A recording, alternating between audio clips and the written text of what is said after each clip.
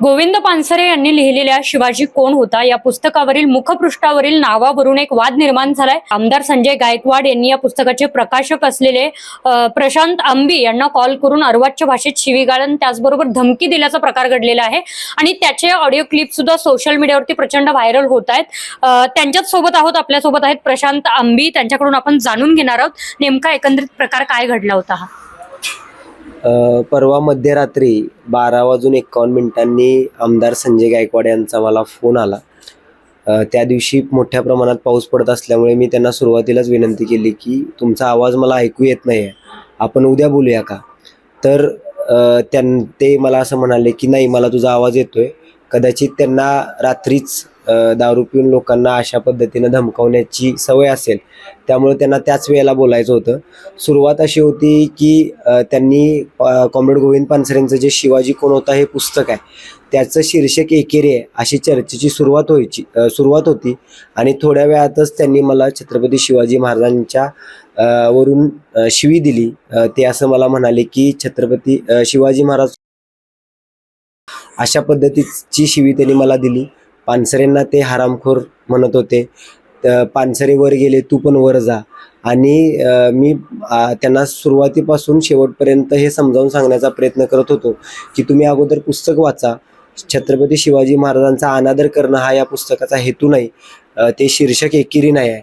पण ते ऐकून घेण्याच्या मानसिकतेमध्ये नव्हते, ते सातत्याने मला शिवीगाळ करण्याचा प्रयत्न करत होते। तुझी जीभ कापून टाकतो, तुला घरात घुसून मारतो, अशा पद्धतीच्या धमक्या वारंवार ते देत होते।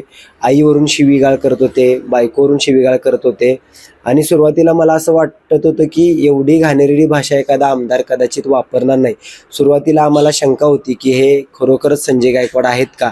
पण दुसऱ्या दिवशी ज्यावेळेला मी त्यांची प्रतिक्रिया ऐकली प्रसारमाध्यमांवर, तर त्यांनी हे मीडियासमोर कबूल केलं की होय, मीच फोन केला होता, हा माझाच आवाज आहे आणि मला याचा काहीही पश्चाताप नाही। म्हणजे एखाद्या महिलेबद्दल तुम्ही एवढ्या घाणेरड्या भाषेमध्ये बोलताय, छत्रपती शिवाजी महाराजांचीचं नाव घेऊन शिवी देताय, पानसरेंना हरामखोर म्हणताय, याचं तुम्हाला काहीही पश्चाताप वाटत नसेल तर खूप नीच प्रवृत्तीचे हे आमदार आहेत असं मला वाटतंय। ह्या प्रकाराविरोधात मी काल राजारामपुरी पोलीस स्टेशन येथे माझा तक्रार अर्ज सविस्तर दिलेला आहे। पण एकूण महामानवांचा जो त्यांनी अपमान केलेला आहे त्या संदर्भातलं जे कलम आहे ते टाकण्यासाठी कदाचित पोलीस कचरत आहेत, त्यामुळं त्यांनी काल FIR दाखल केलेली नाही आहे। आज आम्ही परत एकदा राजारामपुरी पोलीस स्टेशनला जाणार आहोत। चळवळीतले अनेक कार्यकर्ते यावेळी येणार आहेत, तसेच आमदार रोहित पवार सुद्धा येणार आहेत। बघूया आज काय होते ते। या प्रकाराला घडून जवळपास म्हणजे या प्रकरणाला 24 तास उलटून गेलेले आहेत आणि या 24 तासामध्ये बरेचशा यावरून राजकारण म्हणू शकतो आपण, ते सुद्धा चालू झालेलं आहे। काही आरोप प्रत्यारोपांना पण सुरुवात झालेली आहे। पण मुळात एकंदरीत एक प्रकाशक म्हणून तुमची या मुद्द्यावरती काय भूमिका आहे? तुम्हाला शिवीगाळ झाली तो विषय वेगळा आहे, पण शिवाजी कोण होता हे जे पुस्तकाचं शीर्षक आहे यावरून जे गायकवाडांनी त्यांची भूमिका मांडली आणि जी आत्ताची तुमची भूमिका आहे ती भूमिका तुमची काय आहे? नवीन Suzuki Access electric scooter, silent, smooth आणि स्टायलिश, आरामदायक सीट, डिजिटल फीचर्स आणि रोजच्या वापरासाठी परफेक्ट कम्फर्ट, एक चार्ज आणि शहरभर निश्चिंत राईड, कमी खर्च, शून्य प्रदूषण। आजच मोहिते सुझुकी कावळा नाका, मोहिते सुझुकी उद्यमनगर आणि मोहिते सुझुकी साने गुरुजी शोरूमला भेट द्या। मुळात गायकवाडांचा पुस्तकाशी लांब पर्यंत संबंध नाही आहे। ते ज्या पक्षाचं काम करतात त्या पक्षाचं नाव शिवसेना आहे। ते स्वतः त्यांनी अगोदर छत्रपती शिवाजी महाराज सेना असं करावं। जय भवानी जय शिवाजी घोषणा आम्ही पण देतो, ते पण देतात, ते त्यावेळेला एकेरी उल्लेख करतात असं त्यांच्या जर हिशोबानं विचार केला तर आपल्या डोक्यात पण येत नाही, कारण की आपण लहानपणापासून ही घोषणा देतोय। त्यामुळं ह्या पुस्तकाचं जे नाव आहे शिवाजी, हे जे शिवाजी कोण होता, शिवाजी महाराजांच्या नावातलं जे जी आहे हे आदरार्थी आहे आणि अनादर करणं हा हेतू या पुस्तकाचा नाही आहे। त्यामुळे त्यांनी अगोदर पुस्तक वाचावं। आणि अजून एक माझी विनंती त्यांना आहे की प्रबोधनकार ठाकरे जे बाळासाहेब ठाकरेंचे वडील होते त्यांचं दगलबाज शिवाजी हे पुस्तकसुद्धा त्यांनी वाचावं आणि मग आम्हाला फोन करावेत। प्रबोधनकार ठाकरेंचं जे दगलबाज शिवाजी हे पुस्तक आहे त्या पुस्तकाचा किंवा प्रबोधनकार ठाकरेंचा सुद्धा शिवाजी महाराजांचा अनादर करणं हा हेतू नव्हता. काही वाचायचं नाही आणि विनाकारण दारू पिऊन लोकांना फोन करायचे अशा धमक्यांना मी भीक घालत नाही. हे पुस्तक 1988 पासून प्रकाशित होतंय. आज हे आत्ता 2026 सुरू आहे. आत्ता हे सध्या 24 भाषांमध्ये पुस्तक उपलब्ध आहे आणि इथून पुढं पण या पुस्तकाच्या हजारो आवृत्त्या निघत राहतील. कुणी कितीही धमक्या दिल्या तरी आम्हाला माहिती आहे की आम्ही कोणत्याही पद्धतीचं चुकीचं काही काम करत नाही. शिवाजी महाराजांचा अनादर ह्या पुस्तकातून होत नाही. उलट त्यांनी जर वाचलं तर आज ते जेवढा शिवाजी महाराजांचा आदर करतात त्यापेक्षा कित्येक पट आदर त्यांचा सुद्धा वाढेल असंच हे पुस्तक आहे. एक महत्वाचं की हा प्रकार घडल्यानंतर एक साधारण माझ्या माहितीनुसार 1988ला जेव्हा पुस्तक प्रकाशन झालं त्याच्यानंतर आता 38 वर्ष पूर्ण होऊन गेलेले आहेत. माहितीनुसार 5 लाखाहून अधिक प्रती सुद्धा विक्री याच्या झालेल्या आहेत. पुस्तकही विक्री झालेली आहेत. इतक्या 38 वर्षानंतर हा मुद्दा उचलणे योग्य होता की राजकीय हेतूने उचलला गेला, तुम्हाला काय वाटतं? नाही, त्यांचा राजकीय हेतू ह्या पुस्तकासंबंधी तरी काही नसेल असं मला वाटतंय. कारण की ज्या माणसाचा पुस्तकाशी काहीच संबंध नाही त्यांना 38 वर्षानंतरच कळलं की अशा पद्धतीचं एखादं पुस्तक आहे. काही जण म्हणतायत की त्यांचं 12वी ते शिकलेत, काही जण म्हणतायत ते 8वी शिकलेत. पण ज्या वेळेला त्यांचं शिक्षण सुटलं असेल त्यावेळेला तिथून डायरेक्ट पुस्तकाशी संबंध त्यांचा परवा आला असेल आणि त्यांना असं वाटलं असेल की अरे हे कोणतं नवीन पुस्तक आहे.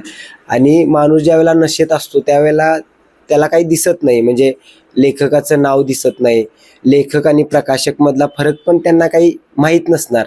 कारण की पुस्तक ज्याला वाचायची आवड आहे त्याला माहीत असतं की पुस्तकाचं लेखकाचं नाव कुठं असतं किंवा प्रकाशकाचं नाव कुठं असतं. दारूच्या नशेमध्ये त्यांना जो काही नंबर भेटला तो नंबर घेऊन त्यांनी मला फोन केलेला आहे. त्यामुळं राजकीय हेतू वगैरे काय नसेल असं मला वाटतंय. बघूया, म्हणजे माहीत नाही मला, त्यांनाच माहीत ते. अगदीच अजून एक महत्वाचं म्हणजे तुम्हाला एका आमदाराने फोन करून ही शिवीगाळ केली, धमक्याही दिल्या. त्यामध्ये एक वाक्य होतं की पानसरे जिथे गेले तिथे तुलाही पाठवू का वगैरे. ही खूप मोठी गोष्ट आहे आणि त्यामुळे कारण ती घटना महाराष्ट्राला नाही पूर्ण देशाला पोखरून ठेवणारी घटना होती. त्याचा असा परत उल्लेख करणे आणि त्यामध्ये सर्वात महत्वाचं म्हणजे आमदाराने धमकी देणे. या सगळ्या गोष्टी आल्यानंतर बाकी कोणत्या नेत्यांनी किंवा कोणत्या प्रतिनिधींनी तुम्हाला विचारण्यासाठी किंवा तुमच्या समर्थनासाठी किंवा पुन्हा एकदा हा प्रश्न उभा करण्यासाठी कॉल केला होता का? मला कालपासून हजारो फोन येत आहेत. माझ्या नंबरवर येत आहेत, माझ्या बायकोच्या नंबरवर येत आहेत, आमचे जे कार्यकर्ते आहेत, आमच्या घरातले जे लोक आहेत, नातेवाईक आहेत त्यांच्यावर येत आहेत. आणि सगळे लोक आमच्यासोबत आहेत. संपूर्ण महाराष्ट्र माझ्या पाठीशी आहे. फक्त अपवाद काही 1-2-3 फोन आहेत ज्यांनी काल परत मला शिवीगाळ आणि धमकीची भाषा केली. मी त्यांना समजावून सांगायचा प्रयत्न केला की असं कुणाच्या सांगण्यावरून फोन करू नका, कारण की एकतर सध्या वातावरण सगळीकडे हे सुरू आहे. आणि मी ज्या वेळेला हे नंबर देईन त्यावेळेला समजा तो विद्यार्थी असला तर त्यांना याचा त्रास होऊ शकतोय किंवा एखाद्या आमदाराच्या आंधळ्या प्रेमापोटी त्यांच्या आयुष्याचं वाटोळं होण्याची शक्यता असते. कारण की ज्यावेळेला अशा पद्धतीचे गुन्हे वगैरे दाखल होतात त्यावेळेला प्रचंड त्रास होतो. एखादा स्पर्धा परीक्षेचा अभ्यास करणारा विद्यार्थी असला तर त्याचं करिअर उद्ध्वस्त होऊ शकतंय. त्याच्यामुळं मी त्यांना विनंती केली की तुम्ही अशा पद्धतीनं फोन वगैरे कुणाचं तर ऐकून करू नका. तरीसुद्धा ते मला आई बहिणीवरून खूप घाण शिव्या देत होते. काल रात्री त्याचं कॉल रेकॉर्डिंग सुद्धा मी आज आणि त्यांचे नंबर मी पोलीस स्टेशनमध्ये देतोय. आणि अजून एक मला आपल्या माध्यमातून सगळ्यांना विनंती आहे, माझ्यावर प्रेम करणाऱ्या, चळवळीवर प्रेम करणाऱ्या, पानसरेंवर प्रेम करणाऱ्या सर्वांना माझी विनंती आहे की माझ्या बाजूने सुद्धा आमदारांना तुम्ही फोन वगैरे करू नका.